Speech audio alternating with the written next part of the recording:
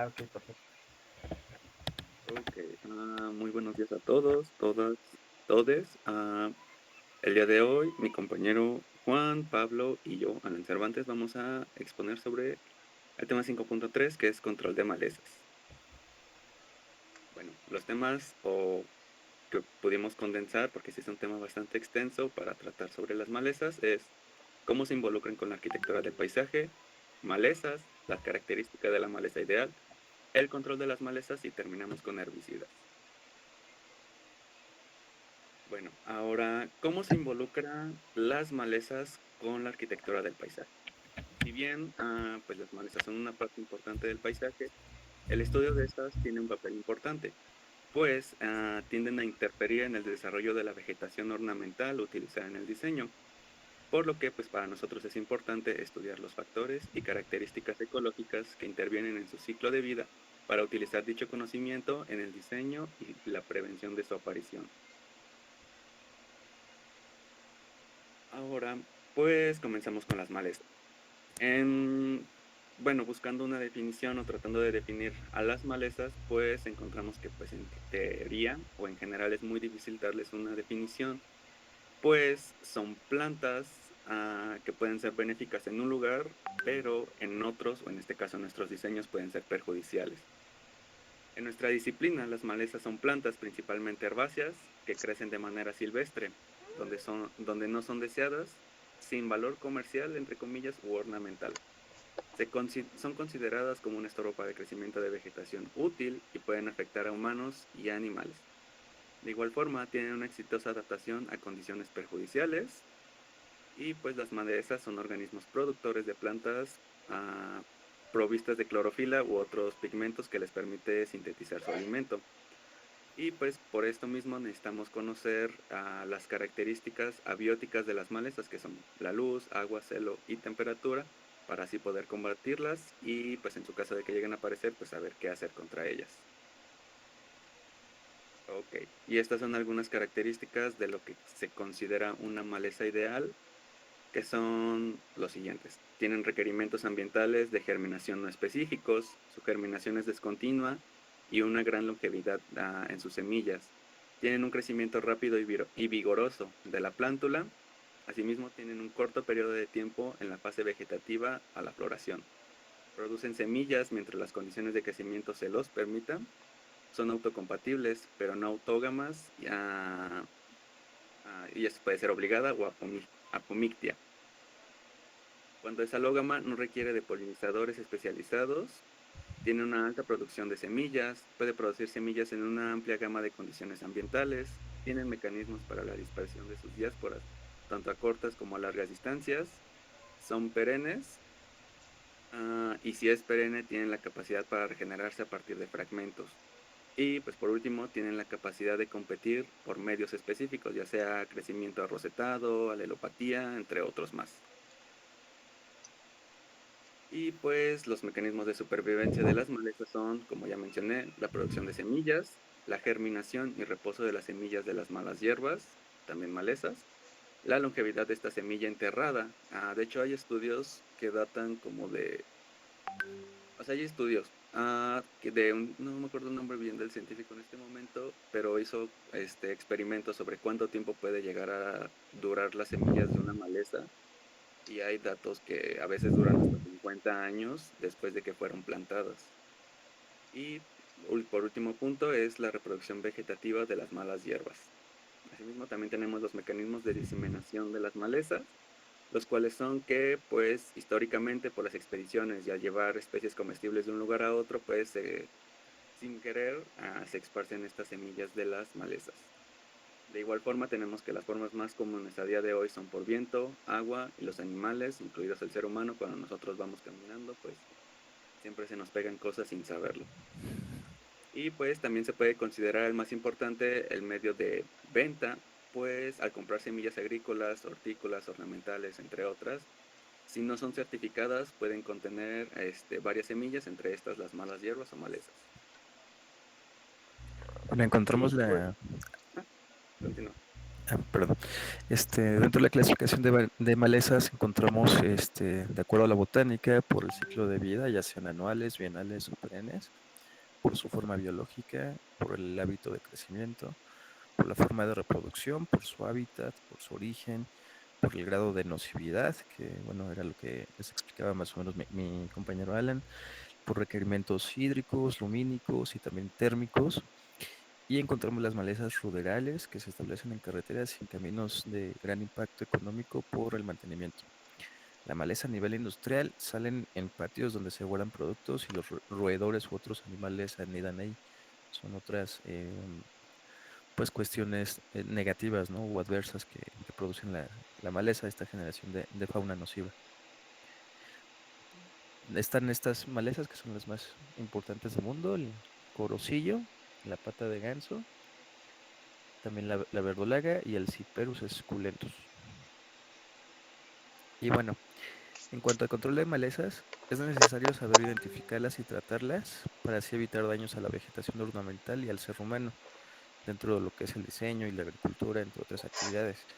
Saber todo esto nos dará el conocimiento necesario como arquitectos paisajistas para poder identificarlas, por lo que nos queda la tarea de saber contenerlas y controlarlas para que no se vean afectados en nuestro diseño, en especial para prevenir futuras apariciones de plántulas no deseadas. Para esto es necesario tener en cuenta la eficiencia, la duración, los costos y la seguridad para el ambiente que requiere controlar las malezas.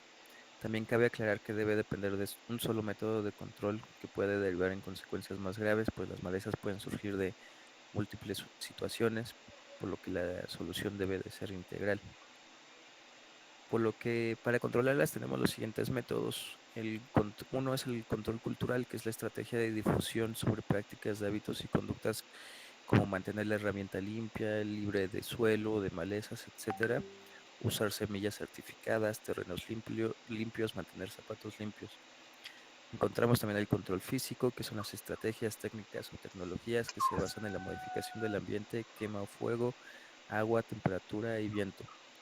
En cuanto al fuego, es efectivo en grandes extensiones, pero destruye tanto cosas buenas como malas, puede salirse de control.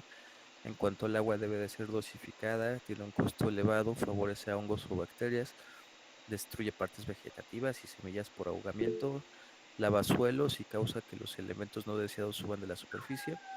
Y la esterilización, que se elimina todo, como malezas, patógenos, etcétera, se puede usar en pequeñas zonas interiores.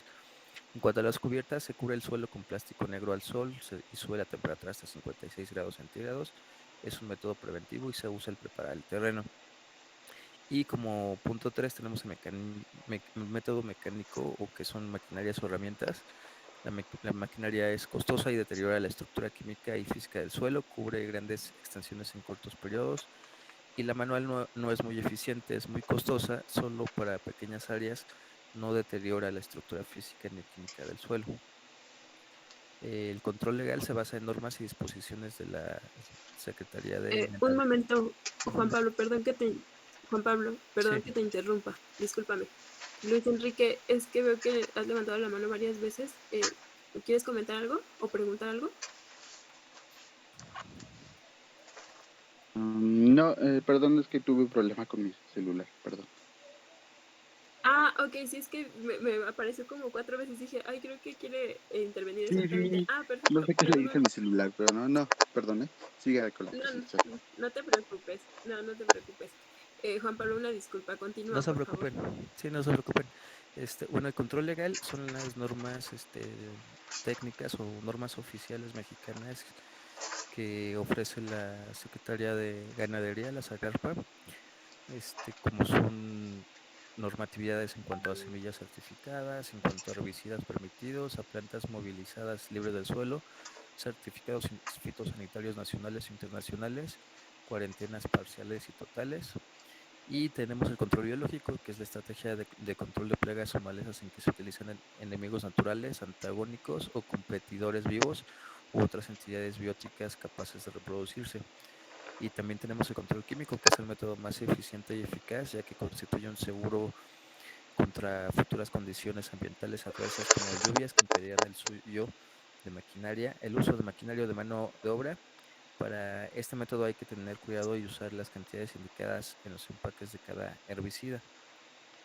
Y por último tenemos los herbicidas. ¿Qué son los herbicidas? Los herbicidas son las sustancias químicas y biológicas que matan o retardan significativamente el crecimiento de las plantas. Estos son aceptados para eliminar selectivamente ciertas plantas sin causar daños irreversibles a las mismas, a las mismas plantas que se quieren proteger. Dentro de la clasificación de los herbicidas tenemos por el tipo de siembra, que se da en la presiembra, preemergente o posemergente, de acuerdo a la selectividad, es selectivo o no selectivo, por el modo de acción, ya sea de contacto, que deben de cubrir el área foliar, o el sistémico, que se echan al suelo y este lo absorbe. Por composición química es otra de las clasificaciones. Son inorgánicos o bien son orgánicos, como los aceites de petróleo, arseniales, fenoxiacéticos, cloracetamicidas, dinitroanilidas, carbamatos, derivados de urea, triacina, ácido alifático, ácidos arilalifáticos, etc.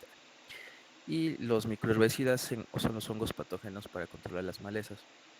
También encontramos la clasificación de acuerdo al mecanismo de acción, que son inhibidores de la fotosíntesis o de la síntesis de proteínas, inhibidores de la división celular, de la síntesis de pigmentos fotosintéticos, de la síntesis de ácidos grasos, o los modos de aplicación, que es otra clasificación que es más común por medio de bomba de mochila o montada en un tractor terrestre, de banda solos por la hilera de plantas cultivadas o de aplicación aérea para áreas muy extensas. Y bueno, aquí encontramos algunos ejemplos de los herbicidas.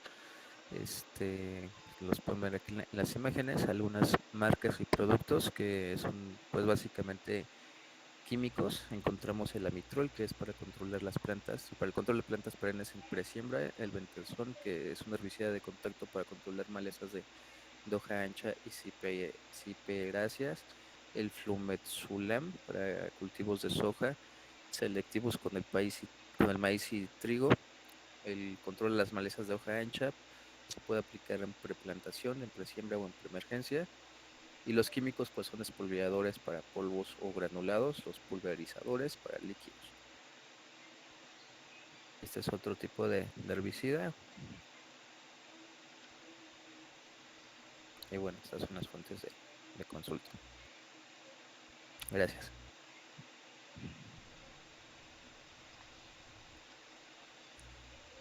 Muy bien, equipo Drosera Espatulata, muy completa su información y me parece que es bastante clara.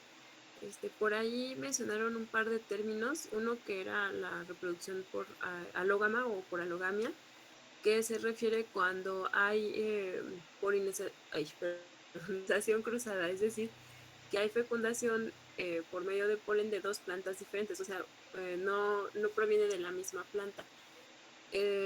Y eso favorece que haya diversidad genética, es decir, si yo me combino con una plantita que está, no sé, o una flor que está a unos 5 metros de mí, es probable que cuando haya un producto, este producto tenga diversidad genética, o sea, que su ADN sea más variado, y esto propicia que si, por ejemplo, llega una plaga o algo, no todas las plantas se vayan, o sea, si hay unas que son susceptibles y otras que no, no van a morir todas, porque va a haber unas que son más resistentes, y entonces, bueno, eso es un beneficio de que haya este tipo de reproducción.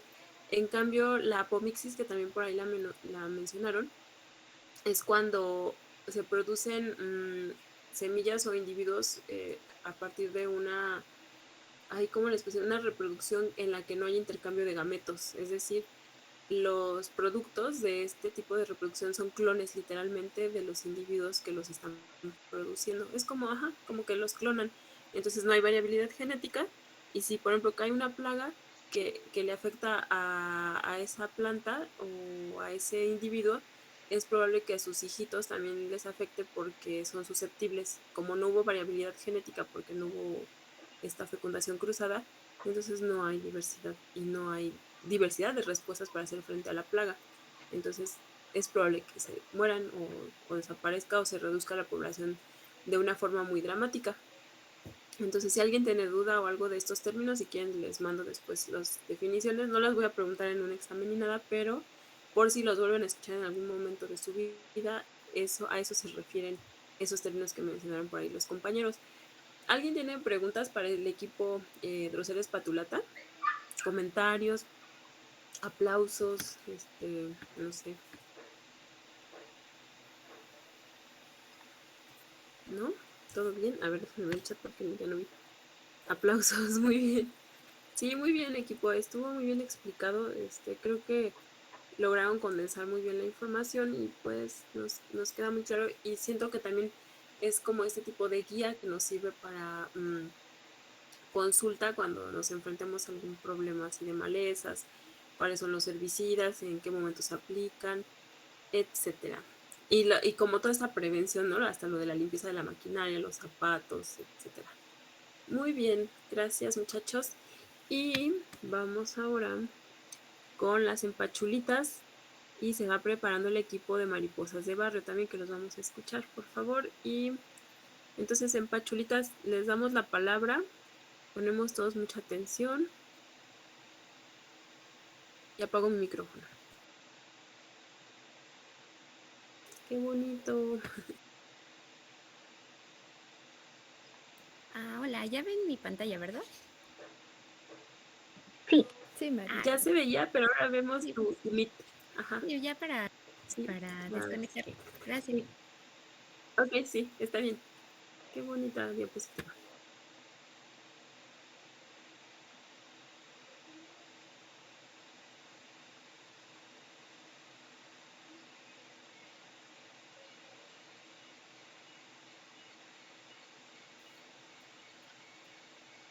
Hola, ¿ya me escuchan? Ya. Bueno. Bueno, nosotros vamos a hablar sobre el trasplante y cuidados de flores de temporada. Nosotros somos el equipo de Sempachuelitas. ¿Me cambias, por favor, Mari? Somos las Sempachuelitas. Está conformado por Bere, Mariana, Diana Peña y yo, Liliana. Y como se dan cuenta, nuestra presentación va a estar más enfocada a las flores.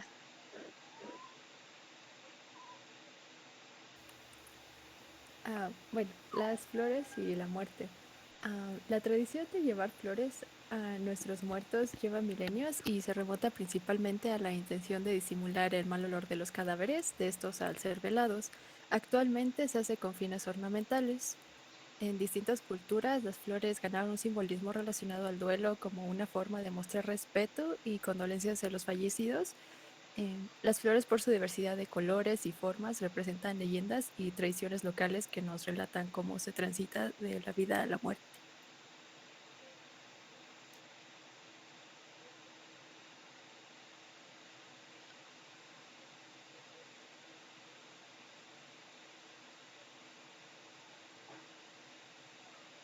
Ay, disculpen, es que tengo que prender mi micrófono. No te preocupes. Pero bueno, yo les voy a comentar un poco sobre el cempasúchil.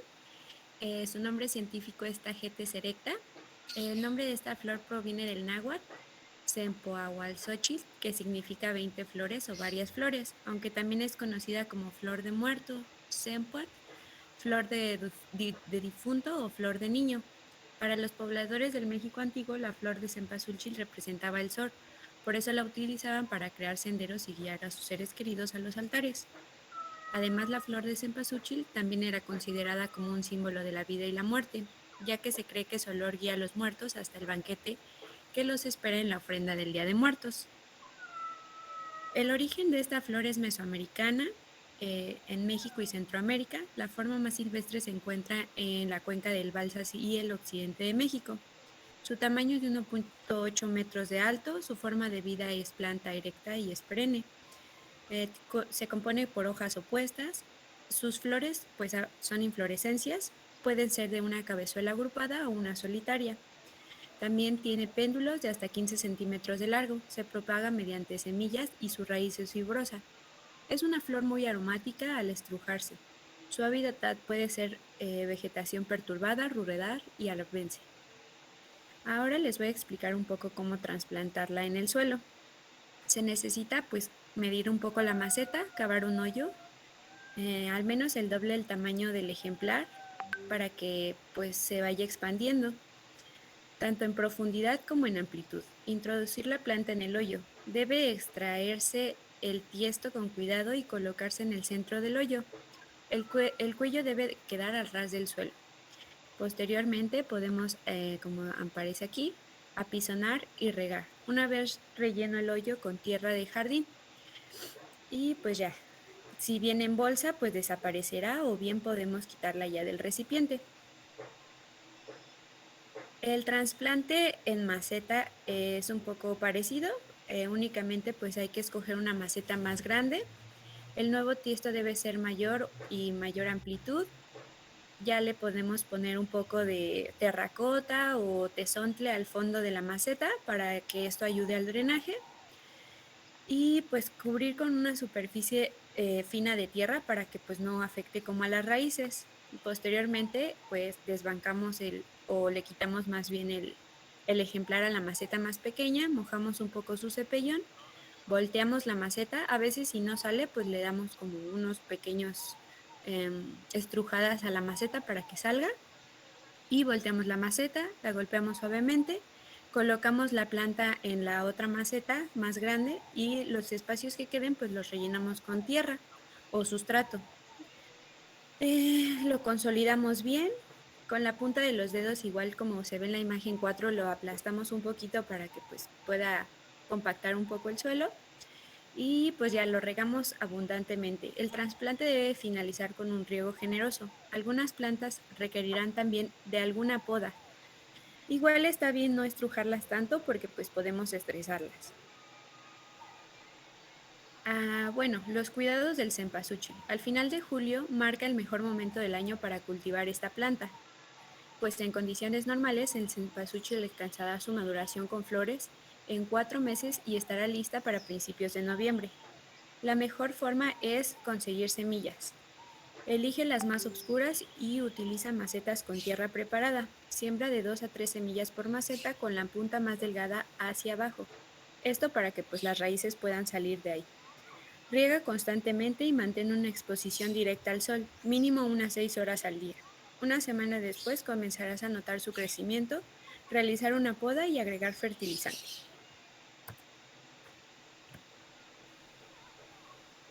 Ahora pasamos a la flor del infierno, que su nombre científico es Lycoris radiata. Es una especie herbácea perenne y bulbosa nativa de Asia, perteneciente a la familia de las Amarilidaceae. Sus bulbos son subglobosos y miden de 1 a 3 centímetros de diámetro y de ellos brotan durante el otoño hojas de color verde oscuro, mientras que las flores aparecen en primavera. Se le utiliza ornamentalmente en muchas partes del mundo por sus flores de color rojo brillante y sus pétalos de márgenes ondulados. Su historia proviene de una leyenda china en la que se le asocia tradicionalmente a la muerte con el fin de hacer transición a la nueva vida, por lo que se encuentra muy presente en los cementerios. Se le conoce como flor del infierno, ya que se dice dan la última oportunidad a las almas de ver su vida pasada. En trasplante.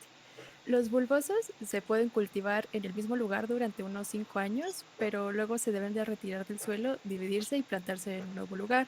Primero se preparan nuevos agujeros, luego los bulbos se retiran del suelo y los lugares de las roturas deben tratarse con ceniza de madera o carbón triturado. Luego se plantan los bulbos en el suelo abierto y se trasplanta en otoño y el área no se regará. Bueno, si se trasplanta en otoño no se regará.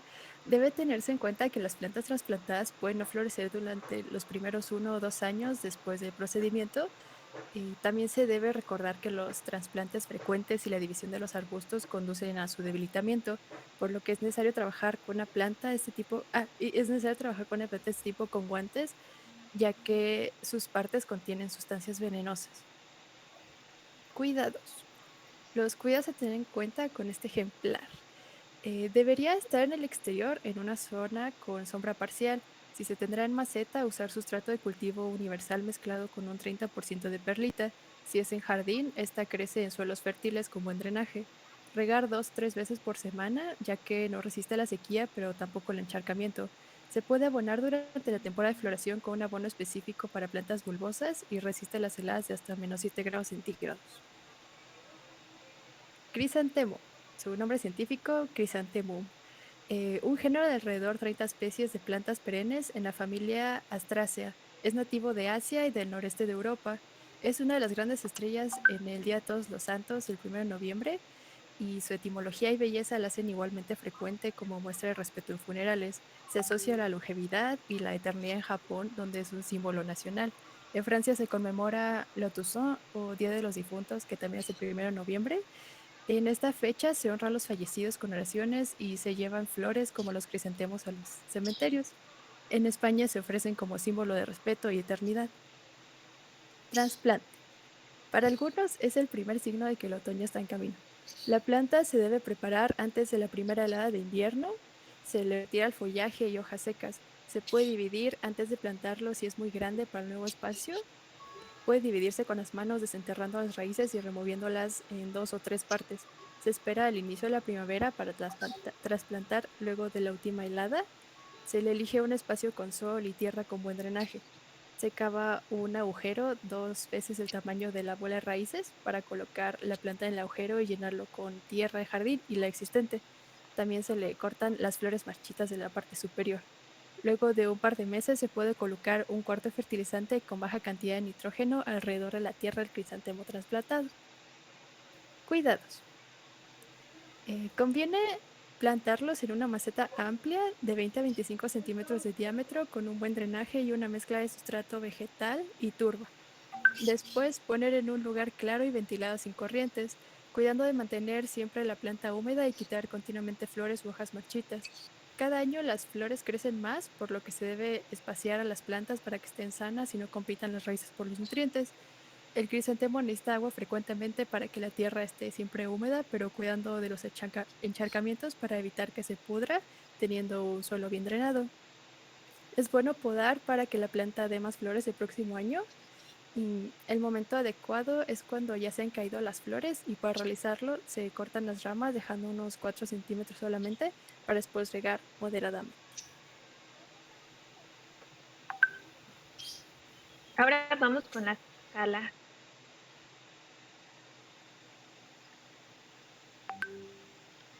Las calas es el nombre científico Sandecia etiópica. La cala también es conocida como el lirio de agua. Es una planta herbácea vivaz de origen sudafricano. Este empieza a florear a mediados de primavera y desprende un perfume muy agradable. Es una planta aromática. Por sus grandes hojas y por sus tallos que son muy gruesos y carnosos, dan toque de mucha elegancia. Esto hace que su flor sea muy demandada por los diseñadores florales. Y estos son utilizados en los funerales, fortuna, en Roma y en Roma, bueno, asimila la forma de una copa. Para su trasplante es recomendable hacerlo en invierno, ya que se encuentra en receso vegetativo y así esta planta no recibirá un trauma, el trauma será más ligero. Tenemos que comenzar por mojar la tierra para facilitar su extracción. Debemos hacer una zanja alrededor que sea más grande que el diámetro de su copa y la profundidad necesaria para que su sistema radical quede suelto y sea fácil su extracción. Después de sacarlo, si es que lo vamos a mover a un lugar lejano o lo vamos a poner en una maceta, se tiene que cubrir las raíces con una tela para que no se nos desborone. En este momento es el ideal para reproducir las calas a través de la división de sus bulbos. O sea, si tenemos como muchos, es momento como para separarlos y hacer más. Si queremos hacer esto, nuestra nueva planta debe de tener por lo menos 3 hojas y un trozo de raíz, pues para que lleguen a pegar. Después tenemos que poner nuestra, cada nueva cala en un espacio adecuado para su crecimiento. Se recomienda que sea muy húmedo e iluminado. Y si lo quieres poner como en tu jardín, se recomienda que sea en una separación de más o menos de 15 centímetros. También podemos aplicar un poco de enraizante y composta a nuestro nuevo lugar para que crezca mucho mejor. Después la tenemos que regar abundantemente, pero evitando los encharcamientos. Para sus cuidados, se recomienda que el suelo sea muy ligero, fresco y sobre todo muy húmedo. Se recomienda tenerlo en semisombra y pues A pesar de que sea una planta muy gruesa, pues no resiste a las heladas muy fuertes. Tenemos que tener cuidado si se encuentra en un clima de estos. Tenemos que regarlo con mucha agua, sobre todo en su floración, que es en otoño, y lo podemos ir reduciendo en la temporada de invierno. Se recomienda utilizar los fertilizantes orgánicos cuando la estamos trasplantando y después abonarlos cada 15 días pues, para que siga dando una bella floración. Y es importante recalcar que estas no se podan, simplemente se van como retirando las hojas o los tallos que se vean marchitos. Después vienen los lirios. Su nombre científico es lilio y también es un género de herbáceas bulbosas. Es de la familia de las liláceas y también es una planta aromática ya que desprende un agradable aroma, sobre todo en las noches. Nuevamente, estas son unas flores muy cotizadas en el mercado de la floricultura y en especial esta es la quinta flor de corte más vendido en todo el mundo. En los procesos de duelo se representa como la inocencia que recuperan los almas de los difuntos. Es un símbolo de pureza, majestuosidad y sabiduría. Para su trasplante, este se recomienda hacerlo en primavera. Es importante tener en cuenta que estas plantas precisan de 6 horas del sol como de base, por lo que hay que tener cuidado con las que son de colores naranjas o rojas porque se pueden llegar a quemar. Estas se recomiendan trasplantarlas o ponerlas en lugares con semisombra. Su proceso es similante, es similar al de las calas. Tenemos que cavar cuidadosamente alrededor del grupo establecido a trasplantar. Con ellas tenemos que eliminar a la tierra del cepellón que esté de sobrante y hay que hacerlo con mucho cuidado para tratar de romper las raíces, las menos raíces que se puedan. Tenemos que quitar la tierra con las manos y con una manguera hasta que podamos ver los bulbos de estas plantas. Y aquí también es el momento de reproducirlas. Tenemos que usar un cuchillo de jardinería limpio y afilado para cortar las raíces separadas. Cuando ya las tengamos divididas, las debemos de poner en un lugar sombreado para dejar que las heridas sanen al aire libre. Posteriormente, en nuestro nuevo lugar, vamos a cavar un hoyo de 8 a 10 centímetros y debemos de colocar un poco de tierra orgánica mezclada con un poco de composta. Después vamos a poner las raíces sobre el montículo y cuidadosamente vamos a rellenar el agujero con nueva tierra. Nuevamente al final vamos a regar el trasplante con abundante agua, pero evitando los encharcamientos. En cuanto al cuidado, bueno, nuevamente les digo que estas plantas son de sol o semisombra en caso de que los colores sean estos. El suelo tiene que ser muy húmedo, se recomienda que sea arcilloso. El riego es una vez a la semana o si está en época de floración, que sean dos, pero evitando los encharcamientos. El abono se recomienda que sean fertilizantes orgánicos al momento de plantarlas. Después, mensualmente, podríamos utilizar de minerales hasta la floración. Tampoco se podan, esto solo hasta que las hojas o los tallos ya se vean aparentemente en muy mal estado. Y en época de invierno tampoco son muy resistentes, entonces lo que se puede hacer es poner una capa de acolchado de ramas de pino para que puedan sobrevivir. Bueno, ahora continuamos con el gladiolo. También es protagonista en estas fechas de difuntos. Su nombre científico es Gladiolus illyricus.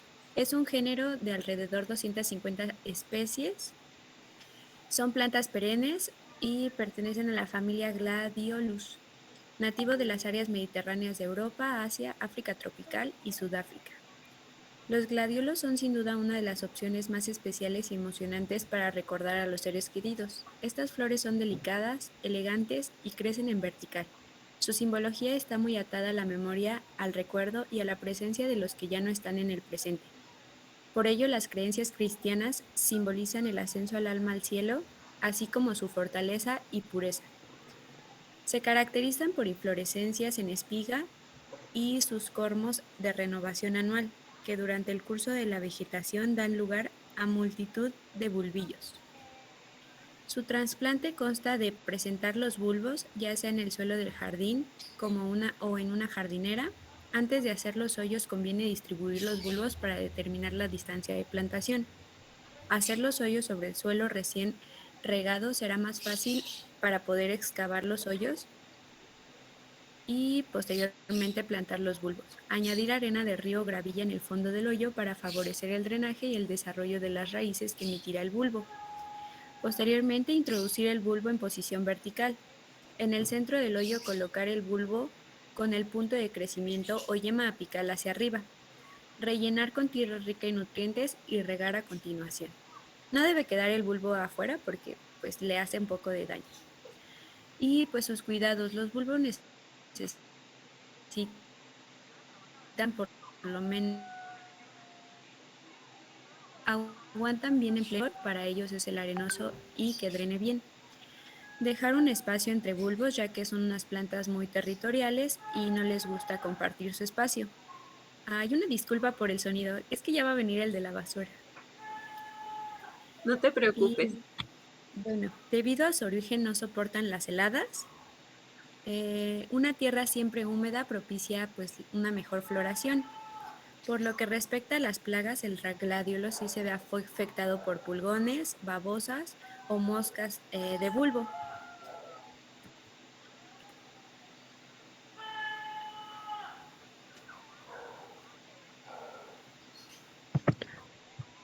Bueno, después tenemos a las rosas, que son pertenecientes a la familia Rosaceae. Son especialmente apreciadas por sus vistosas y aromáticas flores. Se trata de arbustos o matas con tallos rectos, sarmentosos o trepidales de muy diversos tamaños. Las rosas poseen una importancia ornamental y son considerados elementos estéticos clásicos, explotados desde tiempos remotos. Eh, Sus flores son aromáticas, lo que atrae gran variedad de insectos a estas, los cuales las visitan y generan un predominio en la polinización de tipo entomófila, que justamente se refiere a esto, al conjunto de características de las flores polinizadoras, preferentemente por insectos. Las rosas se vinculan a ritos funerarios, ya que presentan una señal de respeto y amor hacia los fallecidos, además de simbolizar la despedida. Por ello, siempre es una opción acertada para regalar y honrar la memoria de los que ya no están. La siguiente, por favor. Bueno, el trasplante. Las rosales deben ser. Esto quiere decir que para trasplantar los rosales es preferible hacerlo cuando su crecimiento esté inactivo. Y bueno, la época varía según su ubicación, pero básicamente depende del clima, por lo que es preferible escoger días nublados para realizar el trasplante. Se debe preparar el nuevo lugar de cultivo para la plantación del rosal. Con esto nos referimos a preparar, por ejemplo, una maceta del tamaño adecuado o bien el terreno con la tierra y los abonos correspondientes. Si se realiza en el suelo, es necesario descompactar bien, aportar composta y regar bien. Y si se hacen recipientes, debemos asegurarnos de que tenga un buen sustrato preparado y bien humedecido. Después es necesario mojar el suelo alrededor de la planta durante la noche para que así se pueda mover la tierra y sea posible minimizar los disturbios de la raíz. Se deben podar las ramas grandes a la mitad, justo para que sea más sencillo su manejo, y hacer un agujero en el centro del nuevo lugar para que quepan las raíces. Y debemos buscar que no estén aplastadas. En cuanto a profundidad, esta debe ser la suficiente para que podamos poner las raíces sin problema. Y justo al cavar debe hacerse poco a poco y sin tocar las raíces.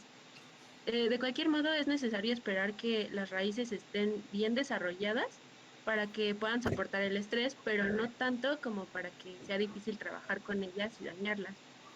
Después necesitamos mover el rosal a su nuevo sitio y replantar inmediatamente antes del secamiento de la raíz, y una vez que se encuentre en la tierra fresca es preferible añadir abono y vitaminas.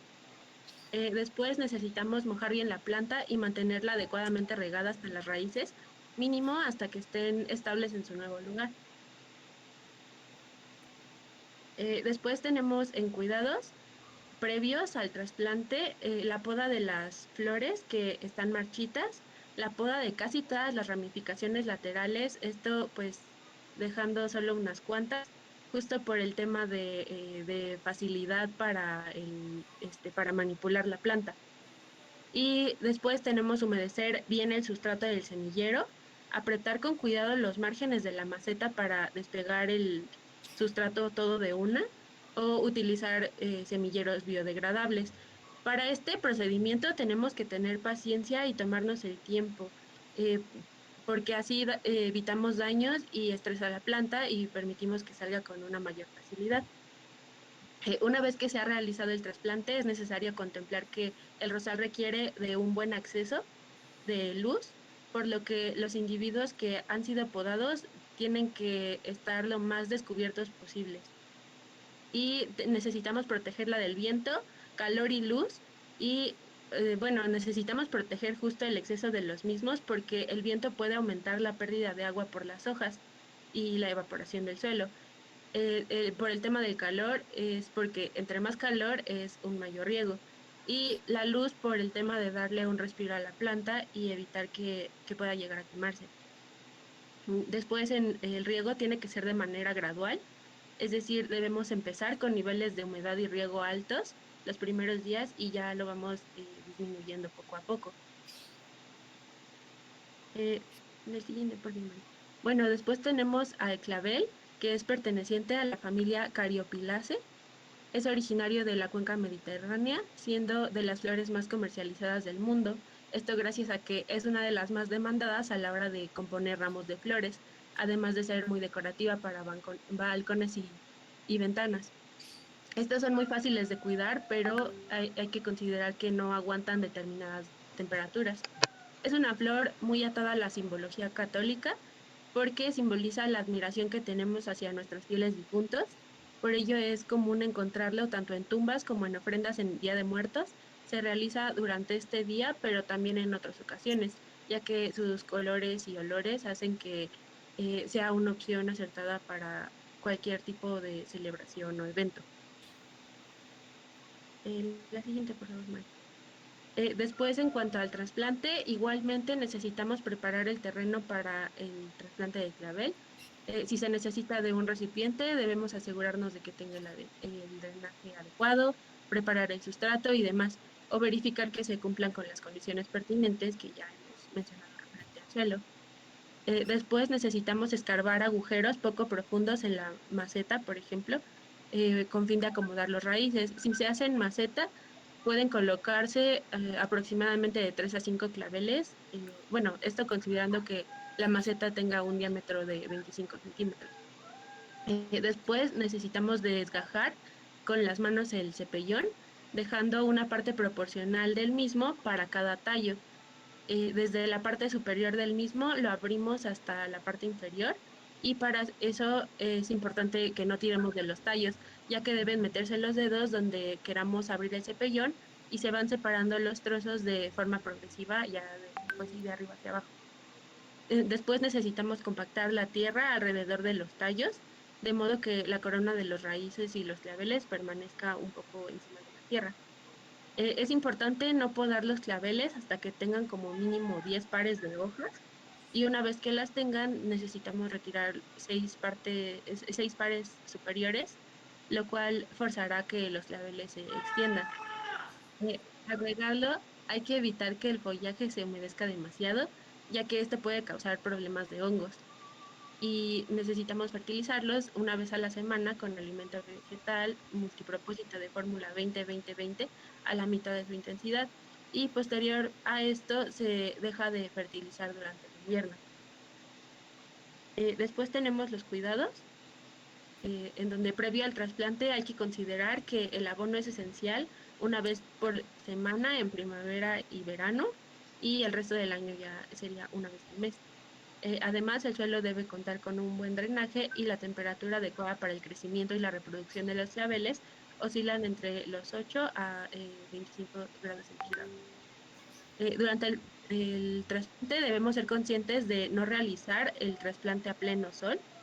Debemos evitar esto porque las raíces sufrirían mucho, se secarían y supondría un shock para la planta que probablemente no se recuperaría. Necesitamos evitar eliminar más tierra de la necesaria de cada cepellón obtenida porque pues la planta está sin aclimatar todavía y está muy sensible. Y bueno, ya posterior al trasplante necesitamos dejar la planta varios días sin exponerla al sol directo e ir acercándola paulatinamente a este. Esto es para que tenga tiempo de recuperar las raíces rotas y perdidas. Y necesitamos, por último, evitar que el suelo se encharque demasiado, debido a que es una planta sensible al exceso de humedad, principalmente porque esta planta no requiere mucha agua, excepto en los meses de verano. En Ya esta cambió. diapositiva les presentamos un poco la ilustración del tipo de trasplantes. Los materiales que se usan comúnmente son pala y pues un extractor de bulbos o hoyos para bulbos, lo pueden conseguir y pueden admirar como el trasplante de bulbos, el trasplante de maceta a maceta y el trasplante de maceta al suelo. Y pues al final teníamos una actividad para ustedes. La verdad no sabemos si por tiempo no podamos realizarla. Básicamente era como preguntarles cómo hacer un trasplante. Bueno, aquí traíamos una maceta y pues que ustedes nos fueran diciendo los pasos que dijimos al principio, porque pues el que se iba a trasplantar era un cempasúchil. Ay, qué bonito. Entonces no sé si nos dé tiempo o cómo ve usted, profesora. Adelante, Mariana, sí, por favor, así sirve que todos aprendemos y Bueno, repasamos. Está bien. básicamente es que ustedes nos vayan diciendo conforme lo que dijimos al principio, qué pasos son para poder trasplantar este cempasúchil. Quien tenga como más participaciones, pues se lo va a llevar. Entonces, pues aquí tengo la maceta, tengo esto. No sé si recuerdan que va primero, está vacía. Y pues también que mencioné respecto a los tamaños. No Sí, sé. a ver, entonces, muchachas y muchachos, vamos participando para que le digamos a Mariana, de acuerdo a la información que nos presentó su equipo. Adelante. ¿Que lo escriban en el chat o que lo vayan diciendo? Jennifer. Sé que la maceta tiene que doblar el tamaño de la que está, ¿no? O sea, si se pasa un chile, está en una maceta chiquita, tiene que doblar el tamaño. Sí, justamente. Bueno, Jenny ya tiene una participación. Y luego, como qué seguiría? O sea, ya tenemos la maceta grande y... También sería como preparar la base para la maceta nueva, ¿no? Ah, claro, claro. Bueno, aquí tengo un poco de, pues, tierrita como pedregosa para, pues dijimos que fuera un poco buena para el drenaje, ¿no? Entonces, o sea, la voy a poner aquí. Bueno, y posteriormente, pues ya, ¿qué sería? ¿Qué más? ¿Qué más? ¿Qué más nos dijo Kelly? Pues se retira la Oye, planta Mari, del contenedor anterior. Ay. ¿Lo no, puedes sigue, repetir, por sigue, favor? sigue. Kelly, ¿lo puedes repetir? Que después del drenaje, bueno, después de poner como la capa del sustrato hasta abajo, se retira la planta del contenedor anterior. Ajá. Sí, sí, sí. Bueno, me dicen que Oye, Mari, aquí mi pantalla así. está... Diana, creo que ya, estás ya. diciendo algo, ¿no? Diana. No, le iba a decir lo mismo, que apagara no, que dejara que se viera bien porque no se distinguía la planta. Ah, ok. Ajá. Bueno, Kelly creo que ya nos respondió. Ajá. Entonces, bueno, aquí podemos ver cómo está pues el banqueo de esta planta. Tiene muchas raíces y pues tiene un huésped, aquí una lombriz. Pues como ven, esta planta es de vivero, ¿no? Como datos curiosos, pues miren cómo tienen las raíces. Tiene Ujú, mucha raíz, esto quiere decir que pues, la estuvieron hidratando un buen y sí requiere un trasplante. ujú, Lo ideal de las que vienen de vivero es pues sí adaptarla por lo menos una semana para su trasplante, ¿no? ujú. Porque pues como están regadas todo el tiempo, o sea, tienen condiciones muy específicas, pues podría morirse si la trasplantamos luego, luego, ¿no? Ajá. Hay que adaptarla primero, hacerle pues su riego constante para que pues no se vea afectada. Sobre todo estas que son como de temporada. Ujú. Bueno, bueno, vamos a hacer lo que dijo Kelly. Recuerden que hay que poner un poquito de tierra también abajo. Entonces pues ya estoy poniendo la tierra, aquí está mi pala. Ujú. Y pues ya vamos a poner esto. Ahí. Qué bonito. Bueno, ahora pues, ¿qué seguiría? ¿Qué sigue, muchachas y muchachos? Pues según yo se rellenan bueno, lo que queda, ¿no? Porque no justamente entra bien en la maceta, entonces según yo como se rellenan los espacios, ¿no? Sí, claro. Aquí mis compañeras están anotándole sus participaciones. Bueno, muy bien. También pues quería enseñarles un poco los sustratos que a veces suelo usar. Esta es perlita, es como de origen volcánico y pues esta ayuda a drenar el suelo y pues también le brinda algunos minerales. Esta pues es bien barata, les cuesta esta medida más o menos unos 30 pesos. Ok. Y también tenemos pues esta que es como fibra de coco. Esta es más como para helechos, cosas que requieren un poco más de humedad y pues también la venden como por onzas en 30 pesos. Bueno, vamos a seguir rellenando esta. Y pues básicamente creo que es todo. Bueno, y al final, ¿qué se necesitaría ya después de esto? ¿El riego? Sí, pues también la compactación, ¿no? Ah, sí, se compacta con la pala un poquito en la parte superior de la maceta para que se compacte el sustrato y no sobrepase y luego se hace un riego constante. Bien. Wow, muy bien. Bueno. O con tus manos. Ajá, ok. Muy bien. Kelly y Jennifer han estado muy participativas. Está muy bonita esta dinámica porque así repasamos y ahora que estamos comprando los cempasúchil de invernadero, pues ya sabemos cómo vamos a hacerle para trasplantarlos. Luis Octavio, adelante. Ay, gracias. Bueno, nada más era como duda y comentario, son dos.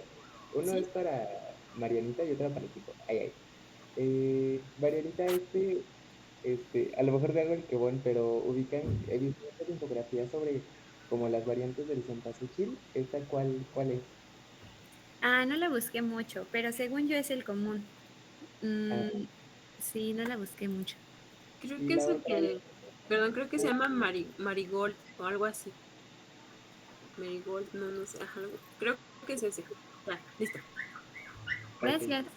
Y la otra que tenía era, bueno, más bien era comentario como en general, que justo yo pensaba justo, como que, no sé si solo era hacia mí o sea, en general, pero siempre pensaba que las flores de temporada eran como de que nada más servían para ese momento y ya luego se tiraban.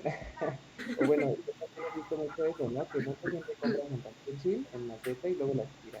O compra nochebuenas y luego las tira, ¿no? Ujú. Entonces, a veces es importante recalcar, pues, que son seres vivos y que solo florecen en esa temporada, pero que es importante conservar y seguir pues tratándola como una planta común y corriente.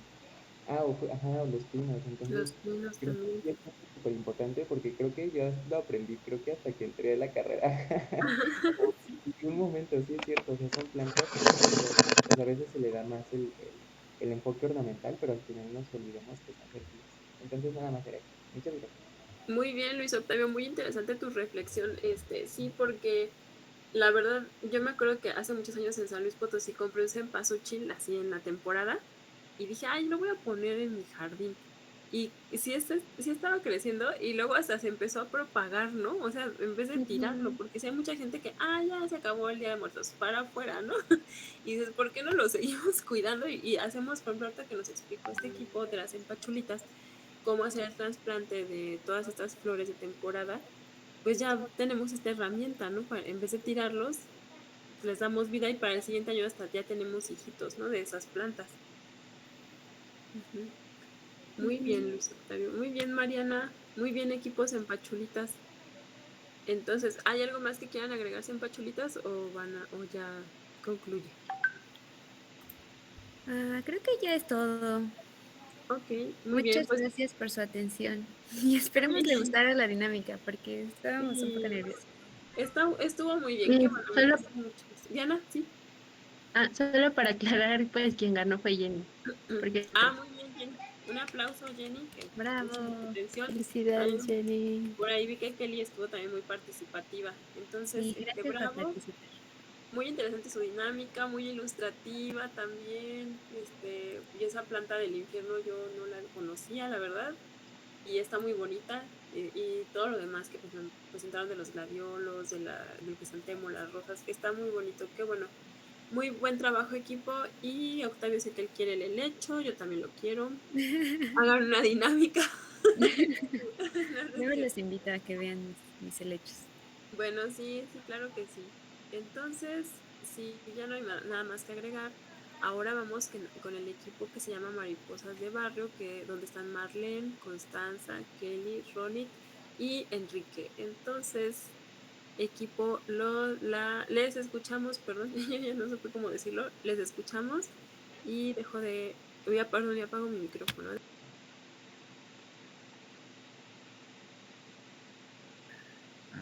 Buenos días, ¿sí me escucho? Para Sí, empezar. Luis Enrique, sí te Sí. escuchas. Ok, Sí, bueno. sí, sí, no te preocupes.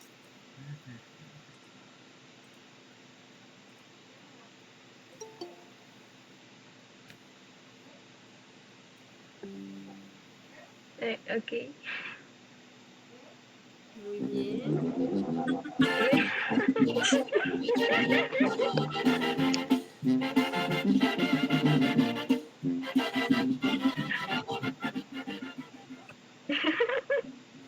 Muy bien, principalmente buenos días. Nosotros somos del equipo Mariposas de Barrio, conformado precisamente por quienes ya dijo la profesora Ronnie, de Enrique Marlencon y yo Kelly. Les explicaremos el tema 5.4 que hace referencia a las medidas de control en áreas verdes recreativas. Y aquí está como la siguiente, la tabla de contenido. Este, y Enrique nos hablará de las definiciones que nos ayudarán a entender un poco más el tema. Buenos días. Estas definiciones nos ayudarán un poco a entender mejor el tema. Para empezar, ¿qué es un área verde? Un área verde es toda una superficie que se desarrolla siempre dentro de ciertos límites establecidos por alguna persona o por alguna normativa. Por su parte, se refiere a lo verde gracias a su tonalidad que le dan las hojas de los árboles. Por lo tanto, un área verde es un terreno que se caracteriza por la presencia de árboles, plantas o vegetación densa. Un bosque, una selva, un parque y hasta un jardín son áreas verdes que se consideran, pueden ser así por tener características muy distintas entre sí. Ahora, un área verde recreativa es casi similar a lo de un área verde, solo que son elementos fundamentales para mejorar el bienestar de la población urbana, especialmente en grandes ciudades. Son zonas públicas de fácil acceso que se están acondicionadas para proporcionar servicios básicos para el uso recreativo de los espacios naturales. Estos mismos promueven la cohesión social, ya que son generados por espacios de encuentro, deporte y entretenimiento, por lo que implica un impacto positivo en la salud de las personas que lo vayan a habitar. Y el manejo de las áreas verdes urbanas es un enfoque integrado que comprende la totalidad de la ciudad en la planeación, cuidado y gestión de toda la vegetación, asegurando así sus beneficios múltiples, tanto sociales como ambientales, para los residentes urbanos.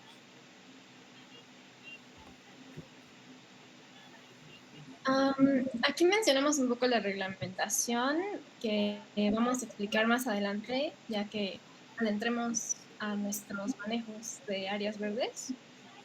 Y pues, estos son algunos. Creo que la siguiente. ¿Puedes pasar? Sí, ya pasando las medidas de control, tenemos el estudio fitosanitario, que pues como bien lo dice aquí la presentación, nosotros como diseñadores no muchas veces partimos de una mesa en blanco, ¿no? Al contrario, tenemos que ir al sitio, analizarlo y en el caso de las áreas verdes, conocer el estado de la vegetación existente es muy indispensable. De este modo, el diagnóstico fitosanitario del arbolado y demás estratos se vuelve indispensable y como dice el último párrafo, a veces la complejidad reside en decidir qué posturas y medidas tomar ante ciertos problemas, por lo que podemos partir de pasos generales como los que están aquí, en primera instancia los trabajos previos, que es donde se hace el reconocimiento del lugar y se hace una identificación de diversas especies del sitio y también posteriormente a eso se hace la captura de datos donde en una ficha técnica previamente generada se recopilan datos biológicos, dendrométricos, de signos de daño o enfermedad en las diversas partes de la anatomía de la vegetación, para después, y una vez que esté todo este trabajo, donde ya esté anotado, ahora se investiga acerca de cada una de las especies del parque para después pasar al diagnóstico y acciones, donde con base en este análisis se determinan los árboles que se resguardan y cuáles se quitan, y se proponen también las medidas necesarias para remediar los ejemplares que lo requieran, así como el retiro de la vegetación que se encuentre en malas condiciones y ya no se pueda rescatar. En la siguiente vemos cómo están los pasos más generales del diagnóstico, donde en el paso 1 tenemos diagnosticar la salud del arbolado de manera puntual, a veces incluso se marca numerándolos. Después se reconocen las áreas con mayor incidencia de daños desde diferentes aspectos, por ejemplo, si esta área tiene mucho de una enfermedad o de una plaga y se diferencia de esta otra área. También se reconocen los daños por especie, se hace la identificación y la relación de plaga-especie, qué plaga se le da a muchas especies, y relacionar plaga-entorno. También se identifica el agente causal de los daños, se marcan estos árboles a remover, los árboles que se pueden vigorizar con algún tipo de tratamiento también se marcan, y también los que se van a trasplantar. Se elabora un listado florístico del parque para ver qué diversidad tenemos y se determina el estrato de los árboles según la norma 059, que como veíamos en la reglamentación y a lo mejor no se explicó muy bien, pero pues sirve para justo estos árboles que están en peligro de extinción y tienen que cambiarse y por qué se van a cambiar, ¿no? Todo eso va normado. Se determina también la importancia cultural y patrimonial de algunas especies, aquí en México, por ejemplo, el ahuehuete o otro tipo de especies que son importantes, y se recomienda pues algunas normas de manejo en áreas verdes antes, durante y después de la intervención en las mismas. La siguiente. Aquí hay unos tipos de enfermedades que pues nosotros pasando por la calle en la ciudad podemos ver en algunas plantas, en algunos árboles, por ejemplo, y a partir del diagnóstico fitosanitario es como paisajistas lo que debemos de ver, ¿no? Y por ejemplo, en la primera vemos la fitofora, que afecta a setos, cedros, cipreses o tejos. Y pues son justo estos síntomas como se ven en la imagen, de que las hojas se marchitan, se vuelven amarillas, y después marrones llega a afectar el tronco y justo estas hojitas, ¿no? Y pues no hay nada, ni un producto que lo quite. Sin embargo, sí se considera que pues puede mantenerse pulverizado con cierto tipo de químico en el cuello y en las raíces unas 4 veces al año para poder mantener cierto tipo de control, ¿no? Que como el muérdago, pues no se quita, solo se controla. También está el hongo de la miel, que afecta a árboles, arbustos, coníferas y trepadoras, que pues los síntomas son de que el árbol empieza a marchitarse como si no tuviera agua, como si estuviera en un grado de estrés hídrico fuerte, y termina secándose, y además que se pudre en el tronco y las raíces, como bien podemos ver en la imagen. Cuando aparece, pues hay que desinfectar el suelo varias veces, y pues esto no asegura que esto se pueda salvar, pero siempre pues hay que tener el suelo bien cuidado y que no se encharque para que no sufra de este estado.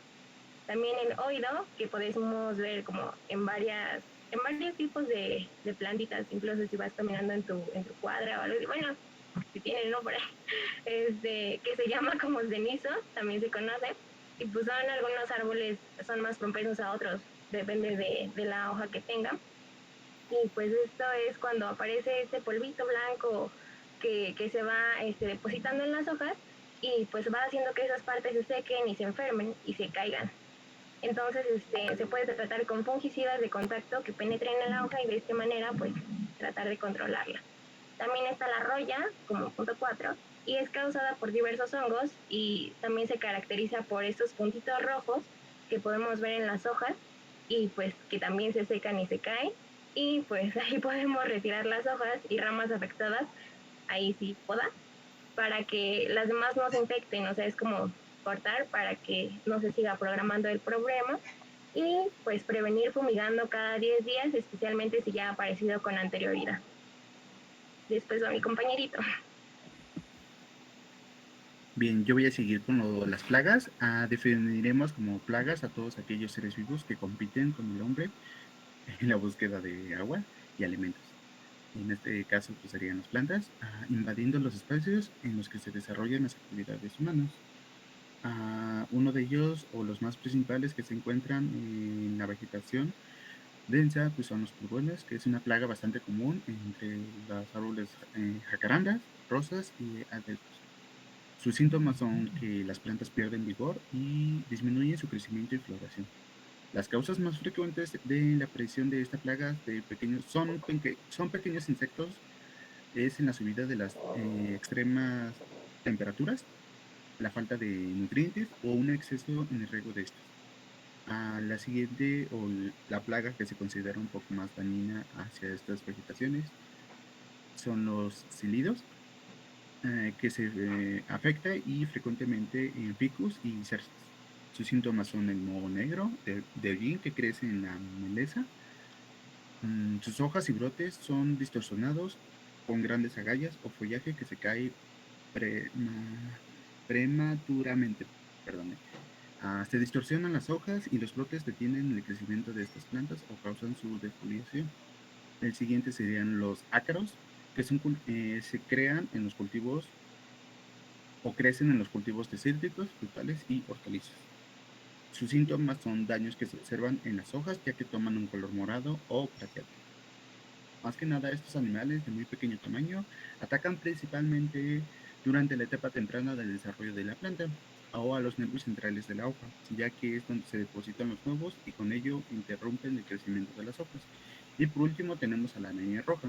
Estas se crean en altas temperaturas y en un ambiente seco, con son las condiciones más óptimas para que una población de araña roja se desarrolle rápidamente. Uno de sus síntomas son la destrucción de las células, que disminuye la fotosíntesis, aumenta la transpiración y reduce el crecimiento de la planta. Causan daños en las plantas hospedantes debido a que se alimentan de su savia. Suelen estar en el en vez de las hojas y donde perforan las células para succionar su contenido.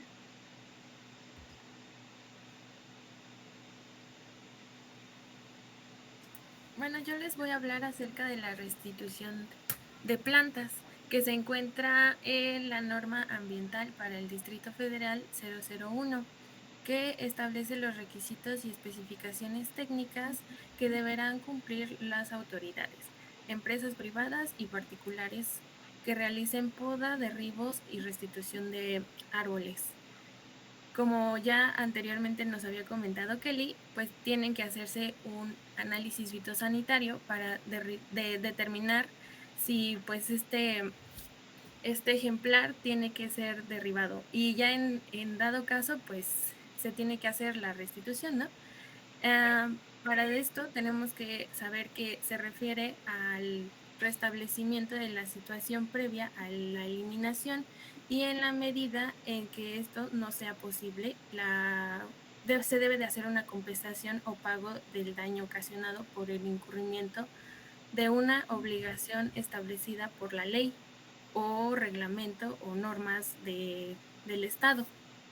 También esta restitución puede ser ornamental con valor económico, que normalmente se debe establecer por la Secretaría del Medio Ambiente o de la delegación, en donde se hace un dictamen técnico que es emitido por las autoridades que correspondientes para un ingreso en el Fondo Ambiental de la Ciudad de México. Dicho fondo se etiquetará con el dinero proveniente del resarcimiento exclusivamente en obras de plantación, mantenimiento, rehabilitación y creación de áreas verdes. En la siguiente vamos a encontrar una tabla que es básicamente el ejemplo con el que debe de hacerse la resarción de daños, en donde pues se considera la altura, el diámetro del tronco y el volumen de fronda del árbol existente y lo que se tiene que hacer para restituir los daños, que en este caso en el primero pues si es una altura menor de 5 metros, un diámetro de 100 centímetros y una fronda de 10 metros cúbicos, se tiene que hacer la resarción de daños de 4 árboles con sus respectivas características. La arborización urbana y las áreas verdes urbanas se consideran de utilidad pública, por lo que tanto las medidas de promoción y protección que se establecen en la ley son aplicables a todos los árboles y palmeras que se encuentran en las zonas públicas urbanas del estado. En el siguiente podemos también encontrar en la Dirección de Manejo y Regulación de Áreas Verdes, que precisamente se hace pues el previo análisis y se considera, ahí te dan la recomendación de que la plantación sea con árboles de 4 a 8 metros. ¡Ay! Te pasaste. De altura, precisamente porque existe esta problemática de que a veces hacen plantaciones masivas con árboles de tallo bajo que al final pues no se hace una buena supervivencia en ese árbol y en vez de ayudar pues resulta contraproducente porque al final pues no se sustituye de una manera ambiental, ¿no? Y lo bueno de esto es que existen centros de producción que se crearon como viveros en los años 70, precisamente para que se pudiese abastecer la Ciudad de México y en realidad todos los estados deben de tener su propio vivero por parte de su gobierno para que pues estos sean distribuidos en todas las áreas que necesiten reparación del estado. Por ejemplo, aquí en la Ciudad de México, el que usamos es el de el estado de Morelos y ese es muy importante porque se caracteriza porque tiene muy buenas condiciones climáticas, entonces todas las flores que salen de ahí y todos los árboles llegan a tener una mejor adaptación ya en la Ciudad de México. Eso es también muy importante.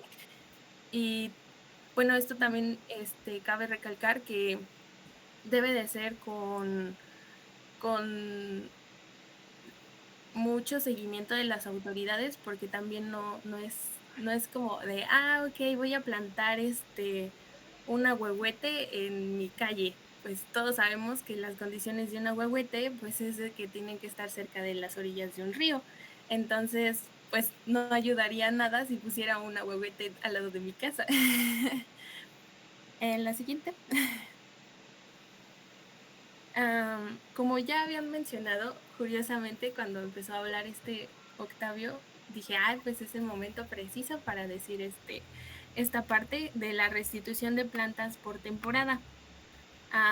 En México, pues es muy común que en estos meses se haga la sustitución de plantas en todos los puntos turísticos del centro histórico, en donde ponen pues muchas cempasúchil. Y bueno, posteriormente nada más pasa un mes, 2 meses y ya se hace la sustitución de plantas para la Nochebuena, ¿no?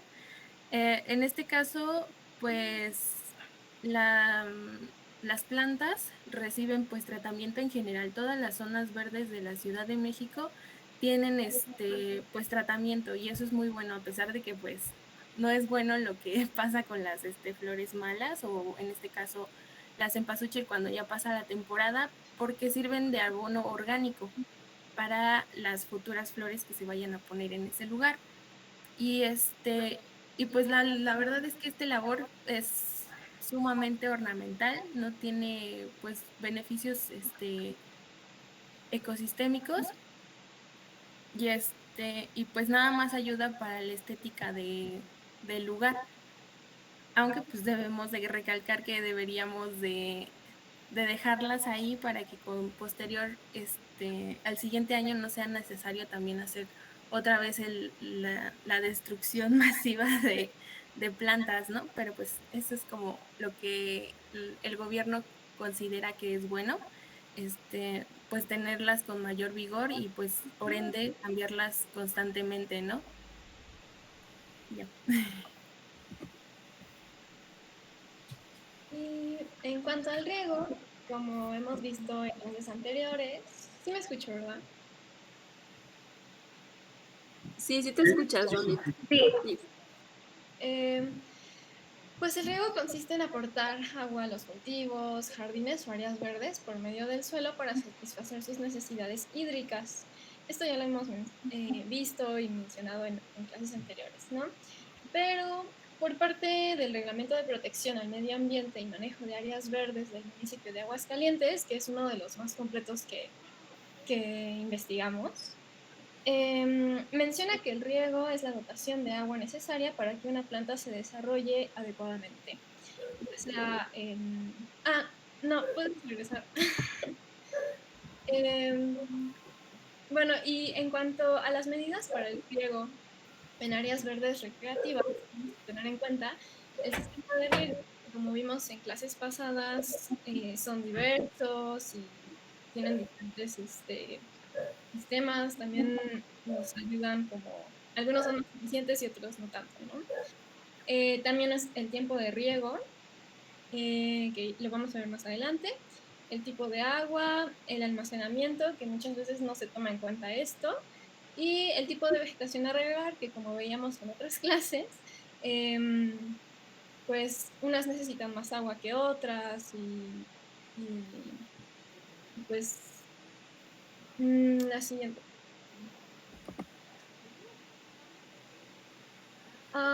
El riego y por parte de recomendaciones a partir del Reglamento de Protección al Medio Ambiente y Manejo de Áreas Verdes del municipio de Aguascalientes, esto ya es como recapitulando un poco lo que este reglamento menciona.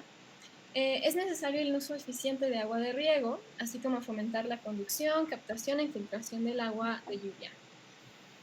También se debe especificar el sistema de riego a utilizar, así como el tipo de riego, la frecuencia, cantidad de agua y el origen de esta. También considerar el riego suficiente para el adecuado desarrollo de pasto, herbáceas, arbustos, plantas ornamentales y árboles. La siguiente, por favor.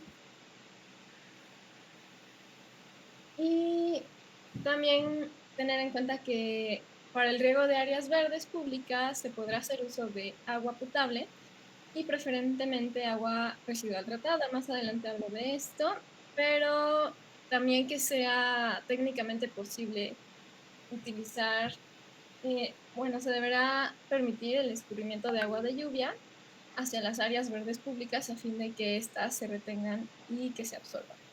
Esto es muy importante porque muchas veces no se toma en cuenta las lluvias y más en estos últimos años que ya estamos como en el calentamiento global, pues las lluvias son muy importantes y hacer almacenamiento de agua nos puede salvar de muchas, pues de muchas sequías en nuestras áreas verdes. También es bueno tener un análisis de horarios en que se pueda realizar el riego de estas áreas verdes públicas. Y más que nada porque al ser áreas públicas tienen un uso en diferentes horarios. Entonces, tener este análisis es muy importante para pues no andar mojando a las personas o que luego pasamos por un jardín y están regando. Y entonces es bueno tener este análisis. La siguiente. Aquí hablo un poco de qué tipo de aguas son recomendables. Por parte de de las normas de la Semarnat y Conagua, nos dicen que lo mejor es utilizar aguas residuales tratadas, pero también depende de cómo fueron tratadas para poder regar nuestras áreas verdes. Pero como más importante y lo mejor es utilizar el agua de lluvia. Y creo que sería todo por parte del riego.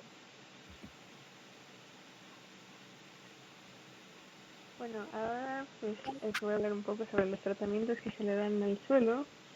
De entrada es curioso saber, o bueno, que se note que en la gran mayoría de los reglamentos o normas que buscamos, pues no había apartados que hablaran específicamente del suelo, lo cual pues es interesante y pues nos lleva a pensar que, ¿por qué es, no? Porque el suelo, tener un buen suelo, un sustrato, es muy importante para el crecimiento de las plantas y que tengan una buena salud. Y bueno, pues esto no se alcanza nada más teniéndolo así, ¿no? Entonces, Estos son algunos de los tratamientos que pues algunos ya los conocemos y pues son los más recomendados para pues áreas verdes recreativas, ¿no? Por un lado pues está el clásico fertilizante, ¿no? Y el problema de los fertilizantes químicos principalmente es que suelen tener mucho nitrógeno, entonces pues esto lo integran al ciclo del agua, bueno, integrándolo al suelo que se va como al agua subterránea y después se va distribuyendo al resto de las aguas y pues esto pues puede provocar bastantes problemas, ¿no? Entonces la idea es que se utilicen fertilizantes basados en materia orgánica siempre que sea posible, porque es muy importante aportarle principalmente nitrógeno, fósforo y azufre, principalmente, ¿no? No son los únicos, pero son de los más importantes para el crecimiento de la planta. Y un factor muy importante para elegir qué tipo de fertilizante se requiere es considerar el drenaje del suelo, ¿no? O sea, hacer este estudio de la textura y saber cuáles son sus porcentajes de arcilla, limo y arena. El siguiente, por favor. Luego está el mulch, que pues encontré como una recomendación pues muy general, o sea, lo vi en muchas partes y pues bien sabemos que pues puede traer problemas, pero al mismo tiempo es muy benéfico. En específico les voy a hablar del orgánico porque es el más recomendado y pues se utiliza mucho en los suelos que son pobres o que les faltan algún tipo de nutrientes porque pues al ser como orgánico y es una mezcla de pues como de corteza de árbol, entre otras cosas, bueno, trae varias cosas, entonces aporta esta materia orgánica al suelo y atrae como a descomponedores para que interactúen con el suelo e integren la materia orgánica descompuesta y así, ¿no? Para que se pueda aprovechar correctamente. Entonces, entre sus beneficios, pues está eso, retiene agua del sustrato, reduce la evaporación, evita que crezcan malezas, ayuda a reducir la temperatura del suelo y que se pierdan nutrientes por la radiación solar al suelo. Y Y bueno, estos organismos que también atraen, o sea, no solo integran la materia orgánica, sino que también, o sea, pueden ser como gusanos y pues esto ayuda a que se mueva la tierra y se pueda oxigenar. Y bueno, como les dije, pues también puede tener ciertos problemas, ¿no? Pero esto se puede evitar si se usan correctamente las cantidades especificadas, ¿no? Eh, Esto porque si no, o sea, si pones un exceso, se puede retener demasiada humedad y se puede pudrir la raíz, o si pones demasiado, igual puedes atraer a algunas, pues, no sé si llamarlo exactamente fauna nociva, pero atrae a unos organismos que pueden, pues, o ser demasiados para el suelo o la planta y pues le causan daño, o pues simplemente, bueno, pueden causar otro tipo de afectaciones. Entonces, la recomendación más adecuada que encontré es que se hagan camas largas y simétricas de mulch, sobre todo alrededor de árboles, y estas deben tener un pues grosor o espesor de 5 a 10 centímetros dependiendo de lo que necesites. Y pues después en las áreas recreativas pues es muy común, a pesar de que sepamos que no es una práctica muy sustentable, pues es común que existan como largos parches de césped o camas, ¿no? Y pues bueno, lo importante de estas áreas es que pues a veces hay tránsito sobre ellas o los métodos de poda, es decir, los que usan pues podadoras motorizadas sobre todo, pues esto puede provocar que se compacte el suelo. Entonces pues esto es peligroso porque no permite que llegue el agua o los nutrientes correctamente a la raíz y pues retiene varias cosas y bueno, últimamente no es bueno. Entonces, una de las soluciones que encontré justamente para estos parches de pasto, o veámoslo así, es eh, el alternar los patrones de poda, que son como los que se ven al lado. Esto no solo ayuda a que no se compacte el suelo al pasar repetidamente pues con la podadora por encima del pasto, sino que también puede ofrecer algunos beneficios estéticos. Por ejemplo, aquí les pongo algunos de ejemplo y al final pues está uno justamente pues más paisajístico. Bueno, lo encontré justamente en términos paisajísticos. Entonces, pues entrada es bueno y es una solución para estas áreas de césped, sobre todo si tu área recreativa pues ya estaba así o ya existe. O sea, si vas a proponer una, pues puedes saltarte las camas de césped justamente porque no, pues bueno, no son lo mejor, ¿no? Pero es una buena técnica para mantener el suelo en buenas condiciones. Luego están los aireados, que bueno, se pueden hacer de dos formas. Una es hacer agujeros de 10 centímetros de profundidad en el sustrato, y la otra es agarrar el sustrato o la piedra y revolverla con pues aditivos, bueno, así le llamo yo, que son para aumentar la porosidad, ¿no? Algunos pues ya los mencionaba justamente Mari, hace con toda esta actividad de la plantación. Justamente esos son algunos que benefician esto, ¿no? Porque mientras más porosidad, pues uno, pueden haber más organismos que ayuden a airear la tierra entre ellas, y pues se pueden facilitar la obtención de agua y fertilizantes. Usualmente estas actividades se recomiendan hacer de podas o ciegas en el caso de las cervazas. Y las cantidades de veces que se realiza esta actividad pues depende de la cantidad de oxígeno que requiera tu planta en la tierra. Ahí les puse una pequeña tabla donde justamente hay unas 6 cuantas especies, pues sobre todo ornamentales, y el porcentaje de oxígeno que requieren de acuerdo, bueno, o sea, la especie en la tierra requiere ese tipo de porcentaje de oxígeno. No sé si se ve muy bien, pero eso es. Y bueno, además de los aerados están los escarificados, que son otra forma de medio oxigenar o abrir la tierra para que, pues uno, bueno, o sea, de entrada esto se hace cuando justamente está compactado el suelo o cuando se ha acumulado mucha materia orgánica encima, porque se puede crear una capa que igual, o sea, previene que se absorba agua o nutrientes y pues retiene muchas cosas que pues, son necesarias para que vayan a la raíz y se puede desarrollar la planta. Esto se hace con una máquina similar a la podadora que pues tiene como unas cuchillas que rasgan la parte superior del pasto para que pues se deshaga esta capa y así pueda oxigenarse la tierra o pueda hacer espacio para que crezcan nuevos brotes de césped o de algunas otras plantas. Se suele realizar en otoño justamente por el aumento de materia orgánica que recibe el suelo. Y aquí les puse, pues uno, cómo se ve una escarificación y dos, cómo es que funciona, y abajo una muestra del aireado, que justamente son estos hoyos que permiten que entre el agua y los nutrientes al suelo. Y finalmente puse otras acciones pues muy breves que pues no caen dentro de las otras categorías, pero igual son importantes. Uno es tener el pH adecuado para cada planta. Una vez más, esto depende de qué tipo de plantas haya o quieras poner.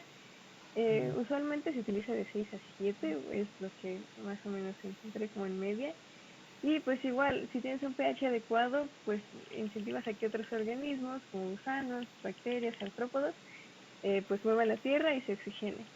Otra es usar cubresuelos para reducir la erosión, igual por la luz solar o por el caminar o cosas así. Y al mismo tiempo estos ayudan a que se consolide el sustrato por el tipo de raíz.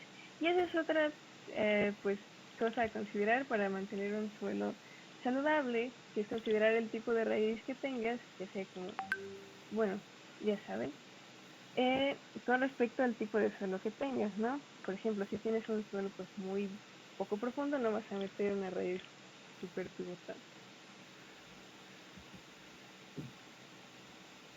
Ya como manera de conclusiones, al abordar un proyecto de remodelación de un área verde existente en la ciudad o en cualquier sitio, el análisis del sitio debe incluir un estudio fitosanitario que arroje datos precisos sobre el estado arbolado existente. En este estudio, la intervención no garantiza que el proyecto tenga características ambientalmente responsables ni una permanencia adecuada. La finalidad que tiene la realización de estas medidas es de la mejoración de la condición de salud del arboreado o de las áreas verdes urbanizadas, utilizando la información y acciones generales. ¿Qué es esto? Que es incrementar los recursos económicos para el manejo de las áreas, capacitar el personal involucrado, difundir las acciones resultantes de las investigaciones de la sociedad para coayudar en el cuidado y su manejo. Estas son algunas de las bibliografías y cibergrafías que utilizamos. Y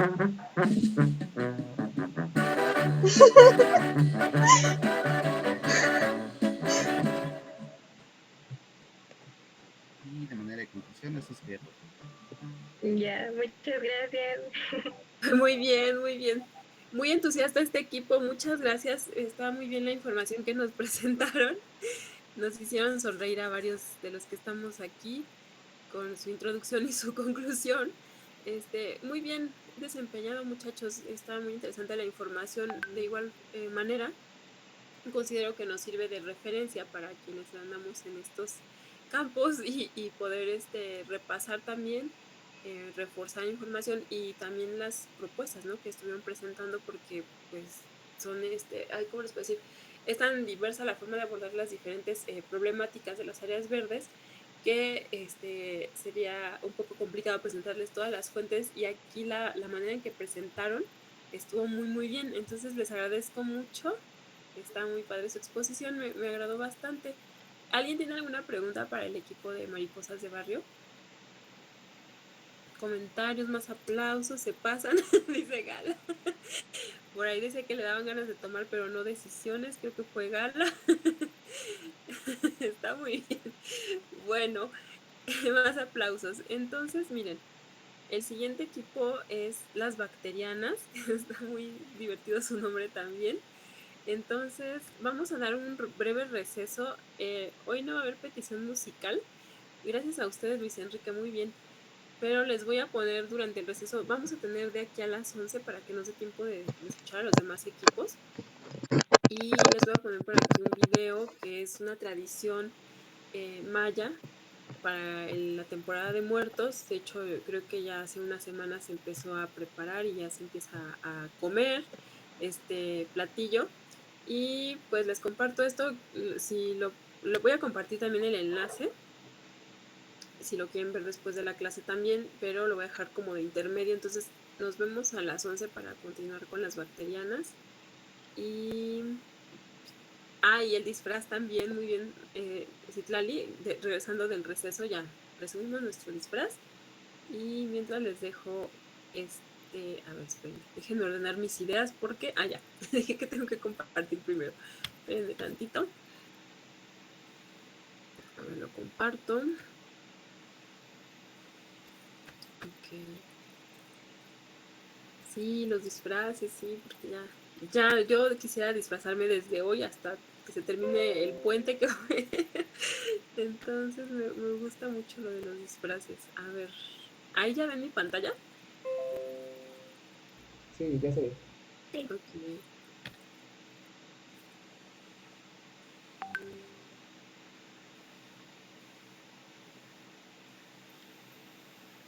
Sokol ochole kushchako kukorin yume yach chahi. Vale le ikko soko keshbahal macho pui sis. Ichich carmene uyalike uyik alil pishano.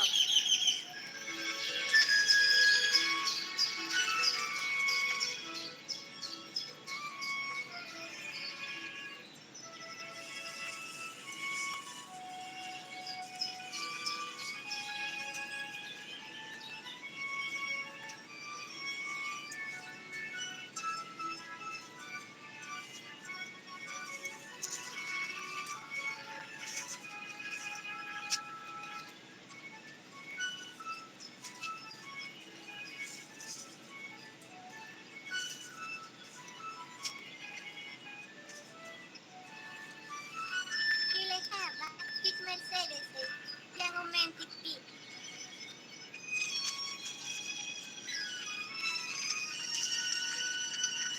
Letie in mama.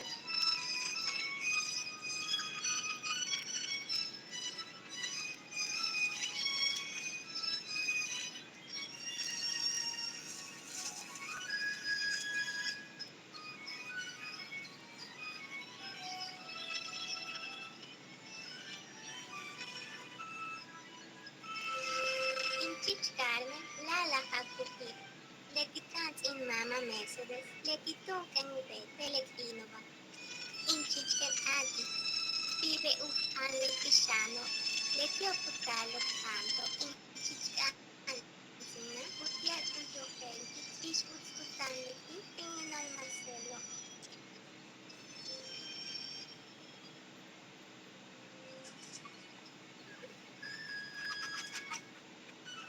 Le cacho kukin saltile kinago, kumalok sentalo,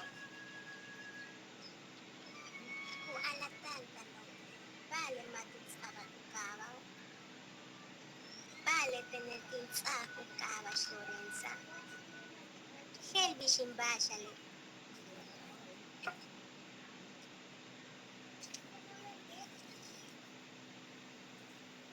Kotesh chupa, nikiwekis bishubeta le pivo. Tani le yana shutke kasho, tole te tikte kumo. Kapoike, tole te tikte kako. Antole te chas chupa matanata telemente che, sis kabich. Mama mama tu le pivo. Mientras tu le kasho, te che kashat que escucho, y te le mande cao. Intel Rosario, matumachi lehanalo. Tumenkuyalik inchiche siska. Le macho beyoba, wakumachikow le pivo, matuntahtan kietel kujahtan. Yanikis en Lorenza. Utiar uchaka le cacho pusaban. Orégano, tap, pimienta, capel uko ajo. Lorenza tan uchakal kumu. Y chile kulala el chapushu. Utiar ukital kietel unyatel uboni. Kietel kumay tal ichiluhay. Kupay panchaka. Ukilubetale, inae, tan upokin kulehas. Kutsabal manteca y queque y chile cucho, y el tap, cuchatal, y el cabet, cupatal chanchul, y el mantecao. Y normalseloy, ki uyubi cach, lepi, y el spelon. Y nae, cojatzile cuch, utial, wak pelbi. Le cacho, sok, utahal. Y el cufoxal, y chil, hay. Kumaita lehucho ichiluhay, yete kupoital, utial utahta, lesa ukabay kol.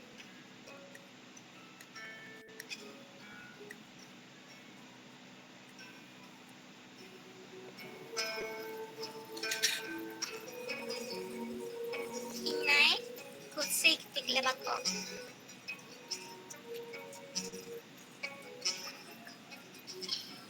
Inchiche kufoksik usumile haso, utial ukachile pivo. Usutu kile inae chok leleo yete upelchanok chu. Utial ukachile pivo, kutsolo lo subi. Uleile haso, yete uleobo. Kumak antal, ujaltile kucho.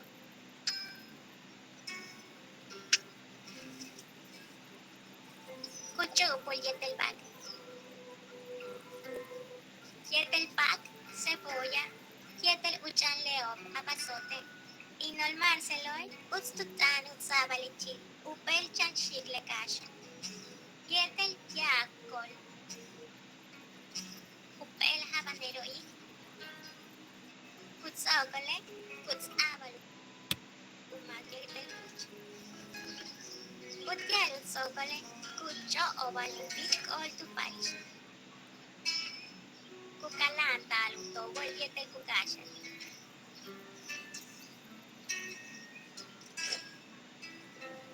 Usutukle, ichantata ramiroi, ocupan letivo. Put avik letio. Yetel puts at letunis yokol, uteal uchak opental. Uteal ukutahale pivo, hinchiche, kuhaste kupol yantun lehen palan. Uteal ulilit, waminan yo maste cambe lehen remolino. Tumen kuyalike, matutahale pivo. Leken habak lesiobo, kuhayama lok letuni chobo. Yetel kuhaya le pivo, yoko letuni chobo. Yeteleo, yetel saco. Yetel kumukul kupel ora.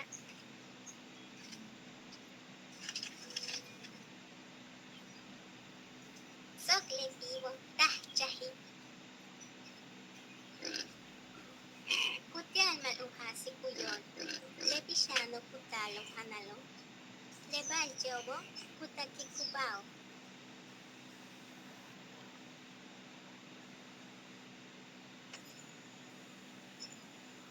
Le casnálogo, cabet uyántico, le pishano desde cementerio tatuyotochobo.